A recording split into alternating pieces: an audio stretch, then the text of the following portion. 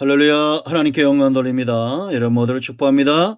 여호와 라파, 우리에게 일용할 양식을 준비하시고 우리를 치유하시는 하나님을 찬양합니다. 오늘도 여호와 샬롬, 응답받은 후의 평강의 역사가, 요한이씨 승리의 삶의 은혜가 있기를 축복합니다. 자, 오늘은 떡상 이제 5번째 시간 되겠습니다. 기도합니다. 영광과 감사와 존귀가 하나님께 있습니다. 온 마음으로 하나님을 사랑합니다. 이 말씀을 사모하는 모든 주의 백성들을 축복하시고 이기게 하시고 승리케 하시고, 하나님의 말씀이 우리 심령 가운데 양식이 되어 우리의 영혼을 능력 있게 하시고 강하게 하시고, 어떤 골리앗 앞에서도 어떤 비바람 앞에서도 승리하는 은혜가 있게 하옵소서. 오늘도 말씀하신 하나님을 찬양합니다. 종을 낮추시고 겸손하게 하시고 오직 말씀의 도구로만 쓰임받게 하옵소서. 예수님의 이름으로 사모하며 축복하며 취하며 기도합니다. 아멘. 할렐루야. 여러분, 우리가 음식을 먹어야 강해지듯이 하나님의 말씀을 날마다 묵상하는 삶, 그리고 이제 이런 말씀을 준비하여 사역하는 이런 분들, 그리고 고운 가루처럼 말씀을 되새김질하고, 그럴 때 우리의 심령이 또한 주님 닮아가고, 이제는 제사장들이 나누었던 양식처럼 수준 높은 교제를 하는 교회, 건강한 교회입니다. 여러분, 얼마나 중요한 말씀들을 제가 드린지 여러분들 아셔야 됩니다. 이제 우리가 이런 말씀이 우리 삶 가운데 능력이 되고 잘 소화되는 말씀이 돼서 우리를 영적 거인을 만드는 원리들, 5번째 원리입니다. 바로 등대를 의지하여 진설했다라는 겁니다. 자, 평면들을 보시면 성소에 오른편에 진설병상이 있고 왼편에 금촛대가 있어요. 창이 없어요. 이 금촛대에 불이 꺼지면 깜깜해지는 겁니다. 그래서 레위기 24장 5절로 9절까지 이 떡에 대해서 얘기했죠. 그 전에 보면 등대에 대해서 얘기하는데요. 3절 말씀을 보세요. 아론은 회막 안 증거계 휘장 밖에서 저녁부터 아침까지 여호와 앞에 항상 뭐라 했습니까? 등잔불을 정리할지니 이는 너희 대대로 지킬 영원한 규례라 그랬습니다. 이 말씀이 거짓말입니까? 아니잖아요. 영원토록 규례라고 그랬어요. 근데 지금은 이 성막이 없잖아요. 예수님 안에서 이루어지기 때문에 영원한 규례가 되는 것입니다. 이제 우리가 금촛대에 대해서 더 깊이 이 말씀을 묵상할 거고요. 중요한 것은 이 안에, 성소 안에 오직 유일한 빛이었다라는 겁니다. 성소는 곧 오늘날 누굴 말합니까? 성전된 저와 여러분의 심령을 말하잖아요. 이 고린도서 3장 10절 17절에 들어 우리가 하나님의 성령이 거하는 성전이라고 분명히 말합니다. 교회도 보이는 교회, 보이지 않는 교회 전부 하나님이 거하시면 성전이 되는 거죠. 유일한 빛입니다. 이 안에 성령의 역사를 의지해서 말씀 사역이 준비되어져야 된다라는 것을 교훈하는 겁니다. 여러분, 왜 예수님의 말씀이 능력 있는지 아세요? 성령의 능력을 의지했기 때문입니다. 마태복음 12장 28절에. 그래서 귀신도 내어쫓고 성령을 의지하여 말씀을 선포한 겁니다. 여러분이 성령의 역사는 창조의 능력이라고 제가 여러 번 말씀드렸죠. 하나님이 말씀하신 것들을 만들어내시는 분이 바로 성령이에요. 창세기 1장 1절과 2절 말씀 보면 태초에 하나님이 천지를 창조하시니라. 여호와시는 어떻습니까? 수면에 운행하신다. 라프, 마치 독수리가 이렇게 운행하잖아요. 공중에 떠서 배회하잖아요. 그러다가 먹잇감을 탁 낚아채듯이 하나님이 말씀하시면 빛이 있으라면 빛을 만드시고 온갖 동물과 식물들을 만들어내는 그 능력이었어요. 이 성령의 능력이 어디로 들어갑니까? 아담과 하와에게로 들어가죠. 하나님이 생기를 불어넣습니다. 그들이 생명이 돼요.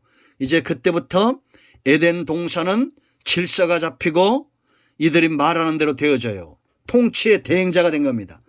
범죄함으로 이걸 잃어버린 거예요. 이제 이 능력이 예수님 시대는 예수님의 말씀의 능력 가운데 역사합니다.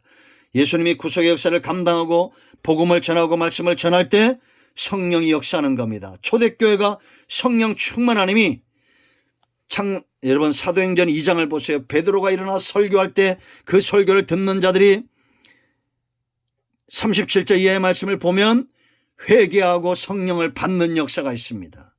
교회가 세워집니다. 성령 충만할 때 그들 가운데 사단의 역사가, 인간적인 욕심들이 다 평정되어지고 말씀이 흥황하고 온갖 종류의 사람들, 유대인들이, 제사장들이, 이방인들이, 헬라인들이, 히브리파 사람들이 돌아오는 역사가 있었습니다. 말씀의 검은 누구든지 베는 거예요. 여러분, 교회사에 부흥이 일어났을 때를 보세요. 그때는 언제입니까? 성령이 역사할 때입니다. 한국교회도 마찬가지입니다. 1905년 7년도에 일어났었던 평양 장대현 교회를 필두로 한 이 성령의 역사, 바로 말씀의 역사와 하나 되죠. 지금이 여러분 훨씬 더 말씀적 지식이 홍수를 이루고 있습니다. 한국교회, 초대교회 선교사님들이 한국말도 어눌한데 왜 그렇게 부흥의 역사가 일어났을까요? 이런 평양 부흥의 때에 그 기록된 기록들을 보면 2주간 부흥회가 일어나면 시장도 문을 닫고 학교도 문을 닫고 상가는 철시하고 다 교회로 몰려드는 역사가 있었습니다. 성령의 역사입니다. 얼마나 놀랍습니까? 저는 사모합니다. 다시 한번 우리 교회뿐만 아니라 한국교회가 성령의 역사가 나타나는 말씀 사역이 살아나기를 사모해야겠습니다. 우리 모두가 이와 같은 생명의 성령의 역사를 의지하는 영적인 눈이 열리는 우리 모두가 되어야 될 줄로 믿습니다. 전하는 자가 성령 충만하지 못하면, 듣는 자라도 성령 충만하면 하나님은 그곳에 루디아와 같은 심령을 여실 것이고, 말씀 전하는 자가 성령 충만하면 하나님의 역사가 교회를 세우는 역사가 일어날 줄로 믿습니다. 자, 6번째, 무교병으로 만들었어요. 무교병은 뭐냐? 누룩 없는 떡이었습니다. 5절 말씀 보세요. 여러분, 고운 가루를 했습니다. 여기 누룩을 넣지 못하도록 레위기 2장 5절에도 누룩을 제하도록 그렇게 했습니다. 누룩은 뭡니까? 한마디로 말하면 단맛 나게 하는 거잖아요. 꿀처럼. 여러분, 성도는 뭘 먹고 산다고 그랬어요? 무교병입니다. 이단들은 자꾸 우리를 달콤한 것으로 미혹을 합니다. 말씀을 전할 때 누룩을 제거해야 됩니다. 세상적인 이야기들, 세상적인 어떤 그런 것들 당장 귀에 듣기는 좋겠죠. 그러나 영혼을 살찌게 하고 치유하는 것은 누룩 없는 떡입니다. 말씀이에요. 오직 말씀입니다. 그러므로 교회는 누룩을 제거하는 일에 신경을 써야 됩니다. 아멘. 우리가 복음적 역사가 파급이 일어날 때는 누룩에 비유하게 됐어요, 예수님이. 그러나 말씀은 순전하게 오직 기록된 말씀을 1.1획도 내 마음대로 하지 않는 그런 말씀이 전파되어야 될 줄로 믿습니다.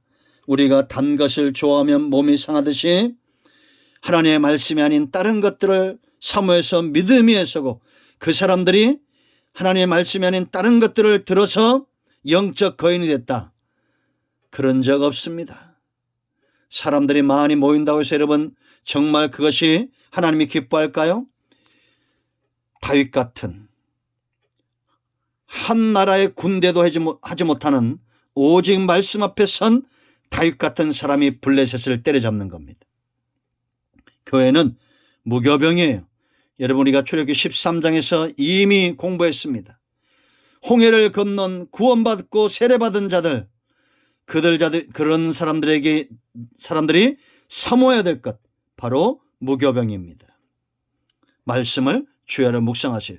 귀를 가렵게 하는 것, 귀에 듣기에 좋은 것, 그것을 쫓아 사방 돌아다니지 마세요. 오직 우리는 말씀에 깊이 뿌리를 내려야 될 줄로 믿습니다. 아멘. 기도합니다. 영광과 감사와 존귀가 우리 하나님께 있습니다. 이 말씀대로 되게 하옵소서.